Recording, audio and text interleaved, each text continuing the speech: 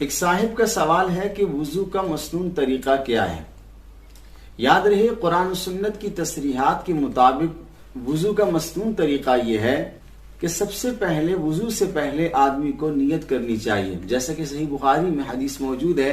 رحمت عالم صلی اللہ علیہ وسلم نے فرمایا انما الاعمال بالنیات، اعمال کا دار و مدار نیتوں پر ہے، تو وضو سے پہلے نیت کرنا مسنون ہے۔ نیت دل کے ارادے کا نام ہے اور زبان سے کہنا ضروری نہیں، تاہم کسی نے زبان سے نیت کر لی تب بھی درست ہے، البتہ نیت دل کے ارادے کا نام ہے۔ اور نیت کس چیز کی کرنی چاہیے کہ میں پاکی حاصل کر رہا ہوں یا اللہ کی رضا کے لیے میں وضو کر رہا ہوں۔ نیت کرنے کے بعد سب سے پہلا جو کام ہم نے کرنا ہے وہ ہے تسمیہ پڑھنا، بسم اللہ الرحمن الرحیم، بسم اللہ پڑھنا وضو سے پہلے، یہ مسنون ہے اور پڑھنا چاہیے۔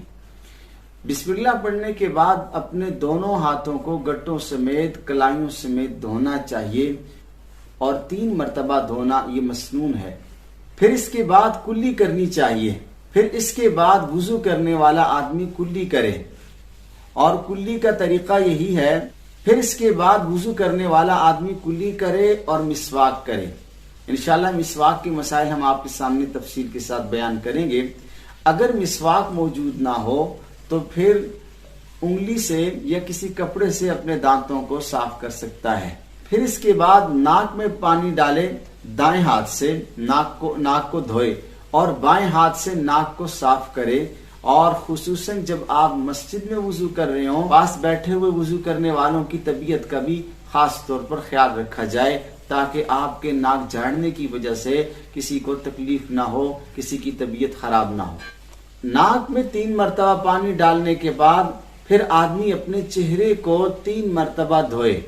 یاد رہے چہرہ جو ہے وہ سر کے بالوں سے لے کر ٹھوڑی کے نیچے تک، سر کے بالوں سے لے کر ٹھوڑی کے نیچے تک، اور ایک کان کی لو سے لے کر دوسرے کان کی لو تک پورے چہرے کا دھونا لازم اور ضروری ہے۔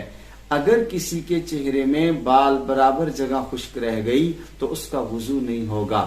عموماً آپ نے دیکھا ہوگا کہ سردیوں کے موسم میں بہت سارے لوگ پانی ٹھنڈا ہو تو منہ پہ زور سے چھانٹا مارتے ہیں اور آنکھیں بند کر دیتے ہیں، اس کی وجہ سے آنکھوں میں باہر جو سائڈ کے کنارے ہیں اس میں پانی نہیں پہنچتا، جس کی وجہ سے وضو بھی نہیں ہوتا۔ لہٰذا ان چیزوں کا بھی اہتمام کرنا چاہیے۔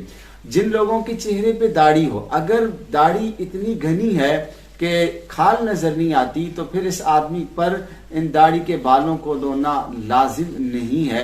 داڑھی والے احباب ایک مسئلہ یاد رکھیں کہ جن کے چہرے پہ داڑھی ہے اور کھال نظر آ رہی ہے تو ان کو داڑھی کے تمام بال دھونا ان پر لازم اور ضروری ہے، اور جن کی داڑھی اتنی گھنی ہو کہ نیچے کھال نظر نہیں آتی تو ان پر داڑھی کا دھونا لازم اور فرض نہیں ہے۔ اور داڑھی کا وہ حصہ جو چہرے کی حد سے نیچے لٹک رہا ہے، یاد رہے اس کا دھونا نہ فرض ہے نہ واجب ہے، البتہ مسنون ہے۔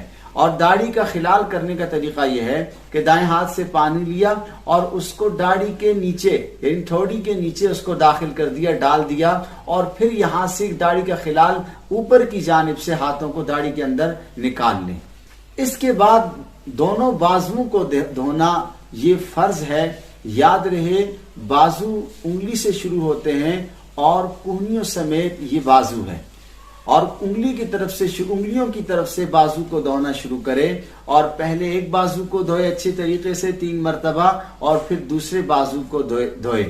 اور صرف پانی بہانا کافی نہیں بلکہ مسنون یہ ہے کہ ان کو ملنا چاہیے تاکہ بال برابر جگہ خشک نہ رہے۔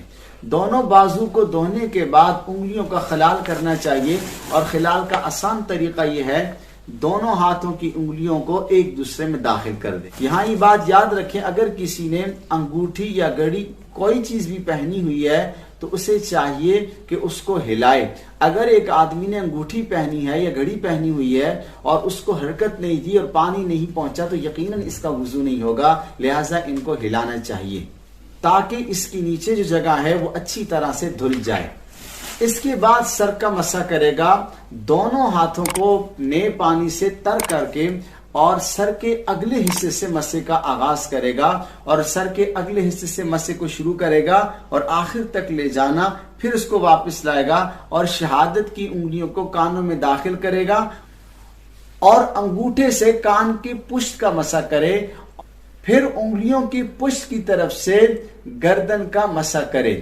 لہذا یہاں یہ بات یاد رکھیں، گلے کا مسح نہیں کرنا چاہیے، یہ مسح کرنا بدعت ہے۔ البتہ گردن کے مسح کی گنجائش ہے، احادیث طیبہ اس حوالے سے موجود ہیں۔ اس کے بعد پہلے دائیں پاؤں کو دھونا چاہیے، اور پاؤں کے دھونے کی ابتدا انگلیوں سے ہو، اور یہ ٹخنے سمیت دھونے ہیں، دونوں پاؤں کو دھونا ہوگا، اور پہلے دائیں پاؤں کو دھونا چاہیے۔ اور یہ بات یاد رہے کہ دائیں پاؤں کو دھونے کے بعد اس کی انگلیوں کا خلال کرنا چاہیے۔ بات یاد رکھیں کہ دائیں پاؤں کے دھونے کے بعد اس کی انگلیوں کا خلال بھی کرنا چاہیے، تاکہ کوئی جگہ خشک نہ رہے، اور احادیث طیبہ میں اس حوالے سے سخت وعید وارد ہے۔ لہذا انگلیوں کے خلال کا آسان طریقہ یہ ہے کہ پہلے دائیں پاؤں کی چھوٹی انگلی سے خلال شروع کرے، اور بائیں ہاتھ کی چھوٹی انگلی کے ذریعے کرے اور انگوٹھے تک لے آئے۔ اس کے بعد جب بائیں پاؤں کو دھوئے گا تو اس کی انگلیوں کا خلال کرنا دھونے کے بعد بھی خلال کرنا چاہیے، اور اس کے خلال کا طریقہ یہ ہے کہ دائیں ہاتھ کی چھوٹی انگلی سے بائیں پاؤں کے انگوٹھے سے شروع کرے گا، اور چھوٹی انگلی پر جا کے اس کا اختتام کر دے گا۔ آپ کے سامنے وضو کا یہ سنت طریقہ بیان کیا گیا ہے، اور وضو کے ایک ایک عمل کے حوالے سے احادیث طیبہ کی روشنی میں اور مستند اور مدلل انداز سے یہ سلسلہ چلتا رہے گا انشاءاللہ۔ وضو کے متعلق، پھر غسل کے متعلق، پھر نماز کے مسائل، تمام احباب سے دعاؤں کی درخواست بھی ہے، اور اس گفتگو کو سن کر اپنے دوستوں کی طرف بھی اسے بھیجتے رہیں۔ بہت بہت شکریہ۔